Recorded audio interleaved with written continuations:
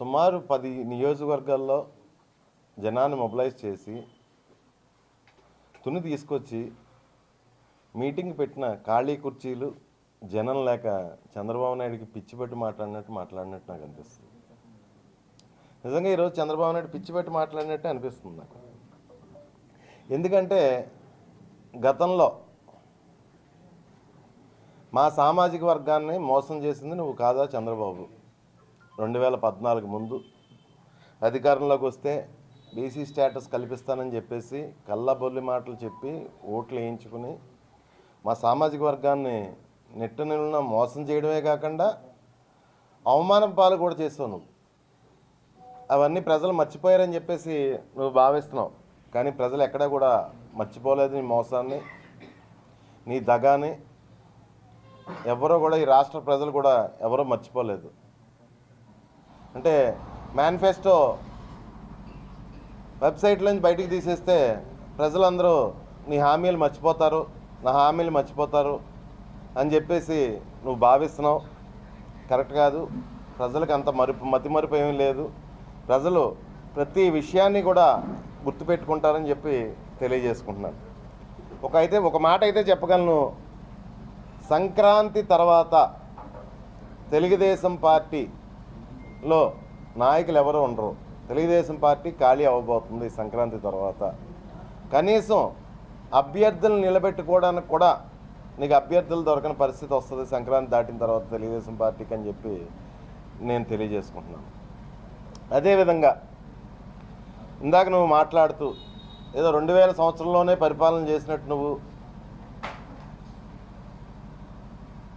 ఆ తర్వాత నువ్వేదో పరిపాలన చేయనట్టు, 2014 నుంచి 19 వరకు ఈ రాష్ట్రంలో నీ దోపిడీ పరిపాలనే సాగింది.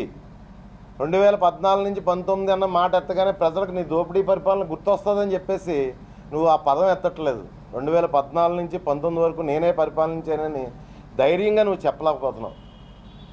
నీ దగాకోరు పరిపాలన, నీ దోపిడీ పరిపాలన 2014 నుంచి 19 వరకు ఈ రాష్ట్ర ప్రజల సంపద కొన్ని లక్షల కోట్లు దోచుకున్నారు నువ్వు నీ కొడుకు కలిపి. ఒకవేళ పొరపాటున 2014-19 చెప్తే ఈ రాష్ట్ర ప్రజలందరికీ నీ పరిపాలన గుర్తొస్తుందని అది గుర్తు చేయట్లేదు నువ్వు. ఇంకో మాట చెప్పదలుచుకున్నాను నేను. ఈ రాష్ట్రంలో టాయిలెట్స్ నేనే కట్టాను, ఈ రాష్ట్ర ప్రజలకి బాత్రూమ్స్ టాయిలెట్స్ నేనే తెచ్చాను అని చెప్పేసి మాట్లాడుతున్నాను. 2014 నుంచి 19 వరకు స్వచ్ఛ భారత్ స్కీమ్లో సెంట్రల్ గవర్నమెంట్ టాయిలెట్స్ ఇస్తే ఆ టాయిలెట్స్లో మీ ఎనుమలు అంటే రాయలసీమలో పశువు ఎనుమల అంటేని మీ పశువులు 2014 నుంచి 19 వరకు స్వచ్ఛ భారత్ స్కీమ్లో పేద ప్రజలకు ఇచ్చిన మరుగుదొడ్లను కూడా దారుణంగా 20 కోట్ల రూపాయలు దారి మళ్ళించి దోచుకు తినేసాయి నీ 2 పశువులు, నీ వెనకాల ఉన్న 2 పశువులని. అంత అవినీతి చేశారు తుని నియోజకవర్గంలో. అదేవిధంగా నా గురించి మాట్లాడుతున్నావు, నా భూముల గురించి నువ్వు మాట్లాడుతున్నావు. 1975లోనే నా భూమి 10 ఎకరాల్లో మా గ్రామంలో పేద ప్రజలకి పంచిపెట్టడం జరిగింది. 1975లోనే.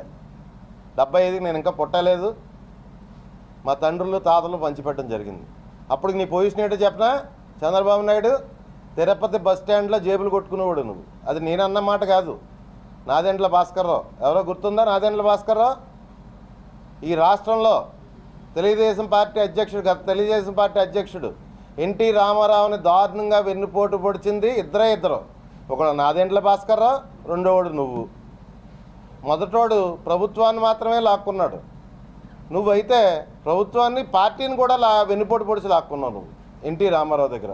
గుర్తొచ్చిందా బాబు? ఆయనే చెప్పాడు 1975 ప్రాంతంలో తిరుపతి బస్ స్టాండ్లో నువ్వు జేబులు కొట్టేవాడు అని చెప్పేసి, చంద్రబాబు నాయుడు జేబులు కొట్టేవాడు అని చెప్పేసి. అదేవిధంగా ఈరోజు నువ్వు మాట్లాడుతూ ఇంత జనం ఉన్నారు అంత జనం ఉన్నారు. మొన్ననే తునిలో ఒక నెల లోపే సామాజిక సాధికారిక బస్సు యాత్ర జరిగింది.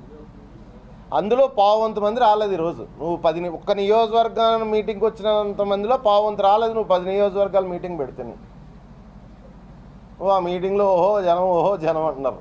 ప్రజలు నిన్ను అస్సలు విశ్వసించటం లేదు, నీ హామీలు ఎక్కడా విశ్వసించటం లేదు. అదేవిధంగా అధికారంలోకి వస్తే 2 పంటలకి నీళ్ళు ఇస్తానంటున్నావు. నువ్వు 14 సంవత్సరాలు ముఖ్యమంత్రిగా చేసిన తర్వాత తుని నియోజకవర్గంలో 2 పంటలకి 1 సంవత్సరం కూడా నీరు ఇవ్వలేదు నువ్వు.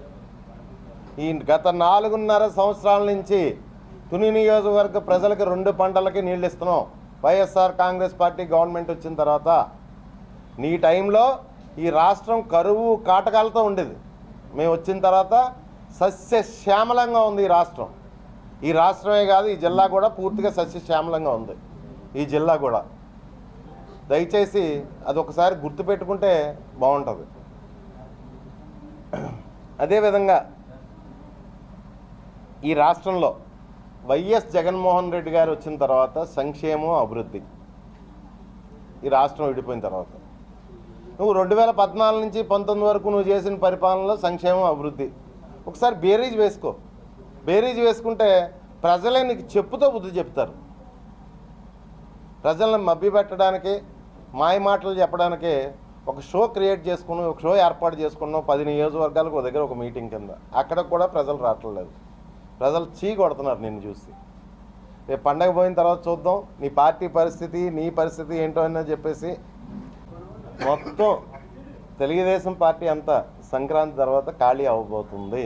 కనీసం వాళ్ళకి నిలబడడానికి అభ్యర్థులు కూడా దొరకని పరిస్థితి వస్తుంది తెలుగుదేశం పార్టీకి. మా పార్టీలోంచి అభ్యర్థులను మార్చితే జగన్మోహన్ రెడ్డి గారికి వాళ్ళు ఎలా అకామిడేట్ చేయాలో జగన్మోహన్ రెడ్డి గారికి తెలుసు. రాజ్యసభలు ఉన్నాయి, ఎమ్మెల్సీలు ఉన్నాయి, రకరకాల రకరకాలుగా భవిష్యత్తు వాళ్ళ బాధ్యత జగన్మోహన్ రెడ్డి గారు తీసుకుంటారు. నీ వెన్నుపోటు గురించి ఇందాకే నాని చెప్తున్నాడు, చేసిన నాని చెప్తున్నాడు నీ వెన్నుపోటు గురించి, నీ తాలూకు పద్ధతుల గురించి. ఒకసారి అవి చూసుకుంటే తెలుస్తుంది నీకు, నీ ఎల్లో మీడియాకు. థ్యాంక్ యూ అండి. అది గవర్నమెంట్ చెక్ పోస్ట్. అది గవర్నమెంట్ చెక్ పోస్ట్ దగ్గర కంపల్సరీ ప్రతి ఎవ్రీ లారీని చెక్ చేస్తారు. ఆ చెక్ పోస్ట్ దగ్గర వసూలు అంటే దానికి మనం ఏం చెప్తాం? మనం గవర్నమెంట్కి ఇన్కమ్ వస్తుంది.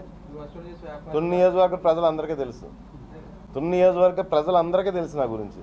అందుకే 2 సార్లు తుక్కు కింద చిత్తు కింద ఓడించారు నీ ఎనమల్ని, నీ ఎనుముల్ని, పశువుల్ని. అదే చెప్పానండి, గాంధీనగరంలో కానీ రౌతులపూడిలో కానీ నా తాతలు పంచుకున్న ఆస్తి 400 ఎకరాలు. నా తాతలు పంచుకున్న ఆస్తి. నేను పుట్టకముందే మా ఊళ్ళో పేద ప్రజలు 10 ఎకరాలు దానం కింద ఇచ్చారు ఇల్లు కట్టుకోవడానికి మా ఫ్యామిలీ మెంబర్స్.